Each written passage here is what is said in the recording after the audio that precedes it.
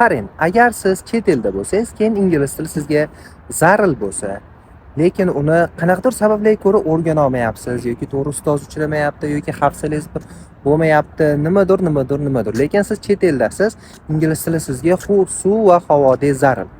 Unda qarang, sizga maslahatim, mani onlayn kursim bor. 0 dan 3 oyda gaplashishni o'rgatadi. Yozib o'tirmaysiz, faqat darsda aytganimni qilasiz. Tayyor darsdan bo'ladi. Mana mashqda qanaqa bo'lishini hozir men sizga videosini qo'yib qo'yganman. Kursni olasiz, sizga saytdan parol beramiz. Saytga kirib parol yozsangiz darsda chiqadi. Ketma-ketlikda meni aytganimni qiling, bo'ldi. Qarang, u darslar qanaqa bo'ladi? Ketma-ketlikda 0 dan o'rgataman. 0 dan deganda qanaqadir yangi so'zlar chiqib qolmaydi o'zidan o'zi, eyo beyo yoki qanaqadir tushunmagan narsa chiqib qolmaydi. Birinchi o'rgataman sizga o'sha narsani, keyin siz o'sha narsani ishlatishni o'rganib davom etasiz.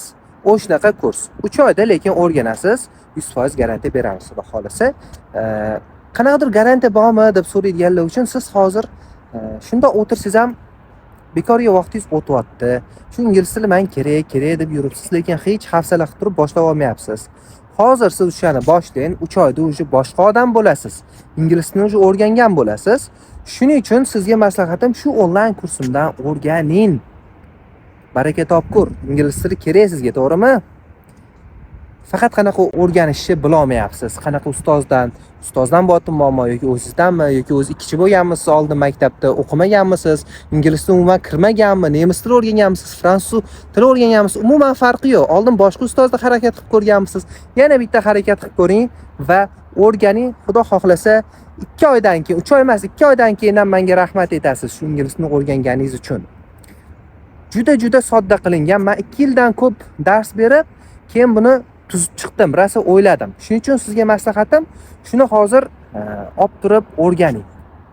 Mana shu nomerga Telegram yoki WhatsAppdan gaplashish kursi deb yozing yoki gaplashish deb yozing, sizga narxlardan qanaqa bo'lishini olishingizni jo'natamiz. Xo'p, Telegram yoki WhatsAppdan yozing.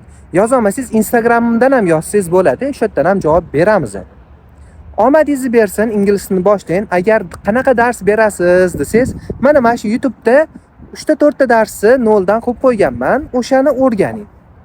O'rganib ko'ring, darsim ma'qul kelsa, o'shandan kursdan o'rganing. Yo'masa boshqa ustozlardan borib turib ham o'rganishingiz mumkin. Boshqa ustozlarni ko'rib ham solishtirsangiz bo'ladi bemalol. Ma'qul kelganini tanlab, asosiysi o'rganing. Umringiz bekorga o'tib ketdi. Shu ingliz tilini bitta dona o'rganasiz. Mayli, 3 oy vaqt ketadi, yarim yil ketadi, 1 yil ketadi to'liqroq o'rganishingizga. Lekin asosiysi gaplashasiz va bir umr u yog'iga ishlatasiz. Xo'p? Shuning uchun vaqtni bekorga ketkazmang. Salomat bo'ling. Siz bilan Ibrohim ustoz edi.